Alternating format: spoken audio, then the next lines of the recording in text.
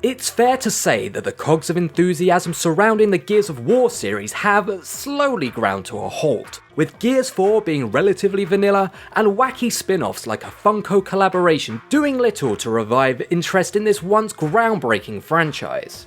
With that being said, all of the noise coming out of the development of Gears 5 seem to indicate that there might still be a few new tricks for this old dog to learn. Taking place immediately after the events of its predecessor, you take the role of Kate Diaz, previously a supporting character whom is thrust centre stage after the startling revelation in the game's climax. As Kate, the player must uncover the origins of the Locust and Kate's family. Gears 4 protagonist JD Phoenix, his friend Delmont Walker, and JD's father, Big Ol' Marcus, also return. Let's see if this soft reboot revives the series a la God of War, or tarnishes everything that came before it like Duke Nukem Forever. Watch on to find out. It's time to kick gum and chew ass.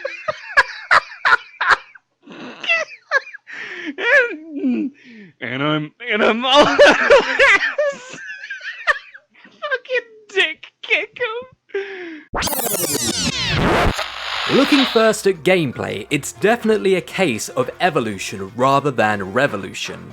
The gory third-person action where you fire blindly over waist-high cover and perform DIY dissections with your Lancer is all still there, and it's a massive relief that it is. It's this formula that made the Gears series so iconic and why so many pretenders have tried to emulate it since. But that isn't to say that developers The Coalition are resting on their laurels, as they've introduced some new mechanics to keep the game feeling fresh. Your faithful robot companion Jack now has a much more prominent role, offering help unlocking doors and hacking terminals. He even has his own upgrade tree. What's more, whereas the first areas follow the linear level structure the franchise is known for, the middle acts have an open world hub that you can traverse to pick missions in the order that you choose, as well as side quests and other secrets that, although not essential, enrich your overall experience.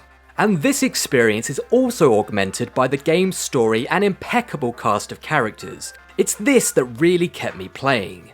If you've not played any of the previous games, fret not. You're offered a quick summary at the start, which is all it takes to catch you up to speed and help you remember that these are some of the most endearing, burly, muscular people going. The only thing is, the ending is a little abrupt, which is obviously baiting for the inevitable sequel, but even this isn't as bad as the finishing the fight malarkey we got at the end of Halo 2, so don't worry too much. All the online multiplayer modes are still here, as well as some new ones, and I can confirm Horde mode is back, and it is still great. There's also a selection of downloadable characters including Spartans from Halo, Terminator's Sarah Connor, and Dave effin' Bautista!